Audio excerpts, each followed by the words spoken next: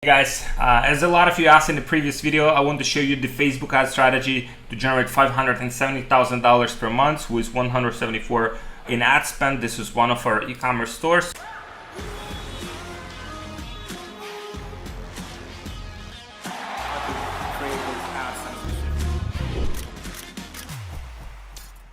So let me just show you this. So these are like stats for the last 30 days, as you can see here.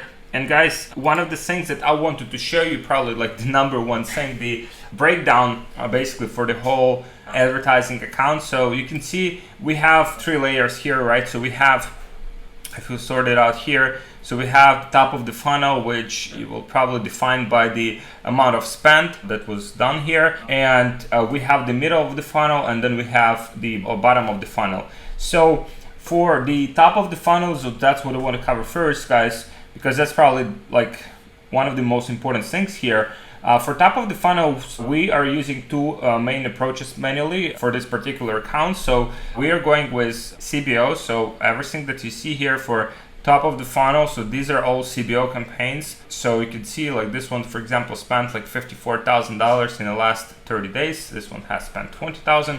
And two main approaches that we are using here for the top of the funnel. So number one is what I call the bulky, right? So that's a bulky approach, which means we have specific, we launched this with about like 10 ad sets initially, but then over time we would kill the ad sets that do not perform, and then we would add new ad sets that to kind of like replace those. So we would continuously add, new creatives and new target audience inside of this specific campaign. So here you can see like in the last 30 days, it generated $172,000 with return on ad spend 3.19. Return, the break even for us right now, as of this moment, is about 1.63. So we are extremely profitable here. And here you can see basically the breakdown. So we started with like 10 ad sets here, right? So you'll see by the date here. So started like 10 ad sets here, might be even more, like 10 or 15, right? So to start with, and then we would kill the ones. You can see a lot of them have been killed. They did not perform. This one did not perform, and then we would constantly add new ones. So at the moment we have 20 ad sets here. We have approximately like 10 of them active. Some of them are not like active right now, but that's the structure that has performed well for us in this particular account. I call this bulky approach, right? Which is like, it's kind of like quite complex, right? Because you have to monitor, you have to add, you have to kill, but at the same time, it's also because we're utilizing so many different audiences, it allows us to spend a decent amount, like $54,000 just in this one campaign. Second approach that we are utilizing here, and that's also one of the like top performing campaigns here, is the very simple setup. So I call this setup 1-1-5-10, right? So this setup basically, guys, is you can see here, that's pretty much the setup. So the setup is very simple. CBO campaign, so it's like this particular CBO campaign has a budget of $1,000 a day, and it has broad open audience. Open audience, which means audience, let's say United States, age, gender, and that's it, right? There's no specific target audience, there's no lookalikes, they're just exclusion of past purchasers. That's pretty much it. And so here we have this one, we spent $20,000, we generated $49,000. It's slightly less profitable, but at the same time, it's also, it's still very profitable. So here we have this one I call 510, because typically we would launch it with 5 ads to start with, and then we would add, like after we see the campaign is performing, we would add basically 5 more ads. And so what will typically happen is that some of them will not perform. So you can see the same happen here. Like some of them have performed like a bit worse. So we had to shut them down. And so we have 5. We start with 5 ads, right? Different creatives. So all of these like, different creatives, different angles. And then we would basically add, after it's proven to be performing well, we add 5 more, right? So then, and then based on the metrics, we would just kill the like non-performing ones.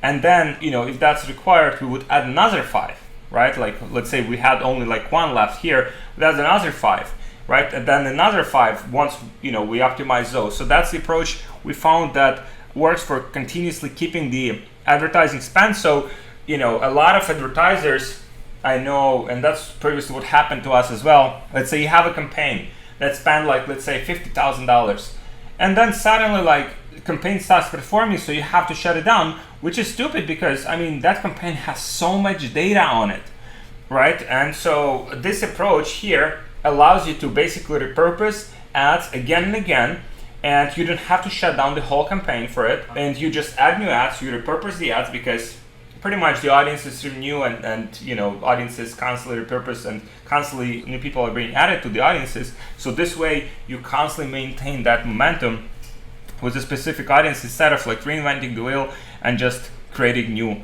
audiences all the time. So that's basically what has worked very well for us, guys, and you can see this has been like very profitable. So that's 510 versus bulky, right? You have to test these two approaches, right? So basically in bulky, a lot of the stuff happens on the ad set level, right? So you add new ad sets, right? Versus with 510, you do a lot of stuff on the ad level, right? So that's the difference. However, you can see with 510 the simplicity of the ad set level and the huge audience, right? So we're talking about like 40-50 million people in that particular audience. So if that audience doesn't, because we know our products sell, right? We know people want our products, you know, and if our products do not sell, it only means that something happens with the creative side, right? Versus with bulky, it's more the audiences, right? Finding these like small pockets of audiences, plugging our ads in there, and like just finding those like high performing, very profitable campaigns. So I would highly recommend you guys test these two approaches. In terms of overall profitability and volume, probably bulky has been performing better for us, but you know, we also want to do like as much volume as possible, so we are doing two of these approaches currently with this particular ad account. So let me know what you think, guys. You just drop your comments or questions or anything like below in the comments. And guys, if you want personalized help scaling your e-commerce business, your Facebook ads, then there should be a form below that you can fill to reach out to our team members. We'll see if we can help you. This is only for people who are already doing volume, who already do at least $1,000, $5,000, $10,000 a day, and who want to scale to the next level. So there should be a link below this video where you can apply for our mentorship program. So in terms of the structure overall, guys, the way we have it here, we have the one product per campaign, right? So we have, in order for you to observe the specific results for a specific product, you cannot mix many products all together. I mean, you can initially mix if you want to, just like if you're in initial testing phase, but then you want to see how much each product is actually generating you, because if you cannot see that, then I mean, you will not be optimizing for the right thing. And so the way we have it basically one campaign per product. We have some campaigns where we just, you know, bulk all of the products together, different angles, different products, but most of it, like, we just want to have it all separated, so then we can consistently track the performance for each particular product. So that's why we have it all segregated on the campaign level. Middle of the funnel. So middle of the funnel, guys, that's also one of our very well performing campaigns. You can see here. So this one here is a cold acquisition. The second one here is the middle of the funnel. So middle of the funnel, we have people who have 75% of people who viewed videos. We have top 25% of website visitors. We have Facebook engagers 365 days. We have people who have engaged in the last 14 days. We have engagers and top visitors in the last 28 days. So these are the audiences that we have here. We also have Instagram engagers 365 days. You can see some of them are more profitable than others. Like this one here has been the best performer overall, and also with the biggest volume. So we have here the engagers and top visitors in the last 28 days, right? So this is what we are doing here. And then for the bottom of the funnel, so we have here, so this is the bottom of the funnel, for example, we have view content and add to cart last 14 days. Pretty much that's all you need. That just covers most of the audiences you need. And we also have the DPA ads retargeting, which also performs quite well. So this is what we have for the retargeting. For the retargeting, we're mostly utilizing the best performing ads that we have had, and also, social proof, the testimonial ads that we are utilizing for the to convince people and just give people enough reasons to buy the products. So That's how we structure the middle of the funnel and bottom of the funnel. So scaling, most of the scaling we do on the, so if we look here to the metrics, so most of the scaling we do on the campaign level.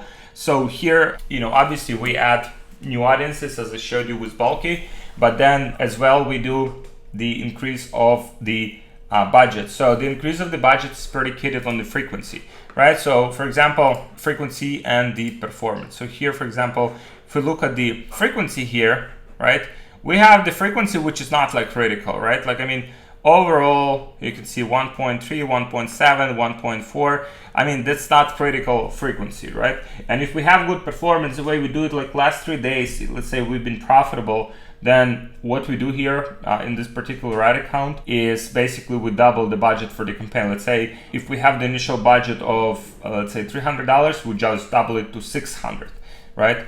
There will be an initial like learning curve. The campaigns will need readjustments. Like 1 day, typically performance is so-so, but then it catches up and just performs very well. So this is how we do it in terms of the vertical scaling.